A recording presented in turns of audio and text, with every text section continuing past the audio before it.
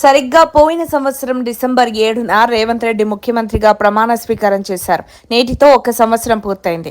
కానీ ఏడాది తిరిగేసరికి అంతా మారిపోయింది.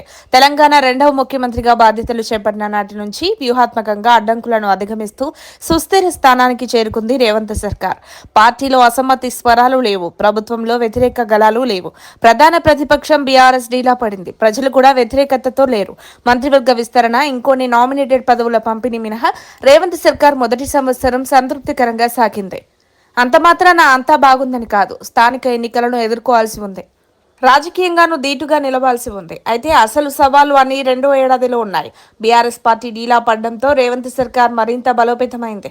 అసమ్మతి, అంతర్గత కుమ్ములాటల కాంగ్రెస్ సంస్కృతికి భిన్నంగా మిగతా మంత్రులు, కాంగ్రెస్ పార్టీ సీనియర్లు అందరూ సీఎం రేవంత్ రెడ్డికి అండగా నిలిచారు. అక్కడక్కడ అంతర్గత విభేదాలున్నా క్షేత్రస్థాయిలో తమ పట్టు కొనసాగాలన్న, పార్టీ అధికారంలో ఉండాలన్న ఆలోచనతో అందరూ కలిసి నడుస్తున్నారు. 10 ఏళ్లు రాజకీయంగా, ఆర్థికంగా నష్టపోయిన సీనియర్ నాయకులు మన ప్రభుత్వం ఉంటేనే మన పనులు జరుగుతాయన్న ఉద్దేశంతో వ్యవహరిస్తున్నారు.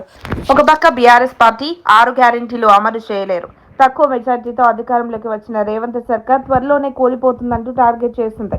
బీఆర్ఎస్ పార్టీ ప్రధాన నాయకులు చేసిన ఈ వ్యాఖ్యలనే ముఖ్యమంత్రి రేవంత్ రెడ్డి తన అస్త్రంగా మలుచుకున్నారు.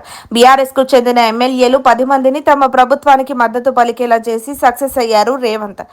ఇంకో పక్క మజ్లిస్తో స్నేహంగా ఉంటూ ఆ పార్టీ మద్దతును కూడగట్టుకున్నారు. ఇక రేవంత్ సర్కార్కు ఏ ప్రమాదం లేదనే సందేశాన్ని యావత్ తెలంగాణ ప్రజలకు అర్థమయ్యేలా చేశారు.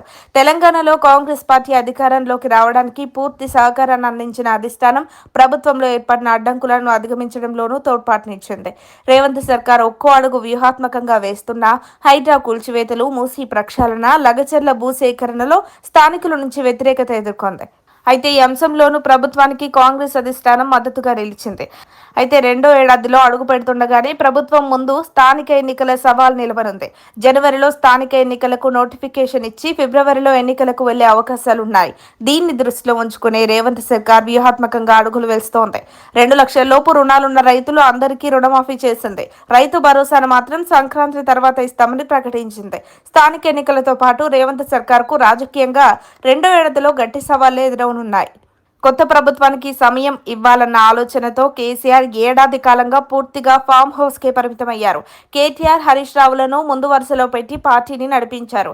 ఇక వచ్చే ఏడాది నుంచి కేసీఆర్ బయటకు రావడంతో పాటు ప్రతిపక్ష పార్టీగా బీఆర్ఎస్ గలాన్ని వినిపించే అవకాశం స్పష్టంగా కనబడుతోంది. తెలంగాణలో తమదే అధికారం అంటూ అసెంబ్లీ ఎన్నికలకు ముందు పదే చెప్పి 3వ స్థానానికి పరిమితమైంది బీజేపీ. ఆ తర్వాత జరిగిన లోక్సభ ఎన్నికల్లో 8 స్థానాలు గెలుచుకుని తన సత్తా ఏంటో చూపించింది. ఇప్పుడు మహారాష్ట్ర అసెంబ్లీ ఎన్నికల్లో ఘన విజయం సాధించడంతో తెలంగాణ పైన గట్టిగా ఫోకస్ పెట్టనుంది బీజేపీ. దీంతో రాబోయే రోజులు అటు బీఆర్ఎస్, ఇటు బీజేపీ తమ వ్యూహాలకు పదును పెట్టడం ఖాయమని తెలుస్తోంది. ఈ సవాళ్లన్నింటినీ ఎదుర్కొంటూనే బీఆర్ఎస్, బీజేపీ వ్యూహాలకు ప్రతి వ్యూహాలు చేసుకుంటూ కాంగ్రెస్ పార్టీని ముందుకు తీసుకువెళ్లాల్సిన అవసరం రేవంత్ సర్కార్కు ఎంతైనా ఉంది.